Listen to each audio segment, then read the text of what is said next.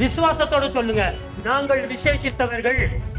புறங்களிலிருந்து வந்தவங்க கிடையாது, காலில் பிறந்தவர்கள் கிடையாது, இடுப்பிலிருந்து பிறந்தவங்க கிடையாது. தேவன் தம்முடைய சொந்த கைகளினாலே நம்மை படைத்திருக்கிறார். You are great, you are special. So முதலாவது என்ன, தேவன் நம்ம என்ன பண்ணிருக்காரு, பிராண பிரதிஷ்டை, அவருடைய உயிர் மூச்சை நம்ம கொடுத்திருக்காரு.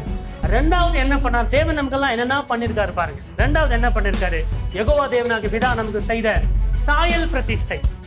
அது நான் போறது சாயல் பிரதிஷ்டை என்ன, கர்த்தர் என்ன சொன்னார் ஒரு வசனத்துல வாசிக்கலாம், அதே ஆதியாகமம். இந்த 4 வர்ணாசிரமங்கள் நம்ம இந்தியாவில் இருக்கிறது. நீ பேர் ஜாதி, நீ கீழ் ஜாதி, நீ பிராமணன், நீ இங்கிருந்து போறது அங்கிருந்து போறது, எல்லாத்துக்கும் ஒரு சாவு அடி இந்த ஆதியாகமம் முதல் அத்தியாயத்திலேயே தேவன் சொல்றாரு. பின்பு தேவன் நமது சாயலாகவும் நமது ரூபத்தின்படியே மனுஷனை உருவாகும்.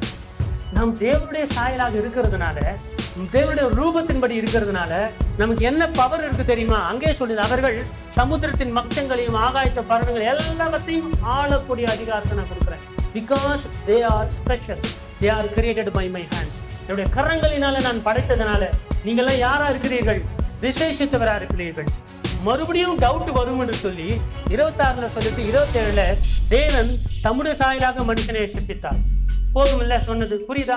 நாம் தேவனுடைய சாயலை உருவாக்கப்பட்டோம், ஓகே.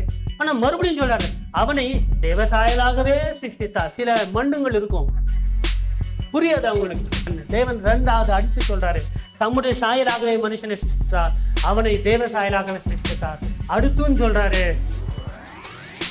இந்த வசனம் இல்லைன்னா என்ன ஆகுது தெரியுமா?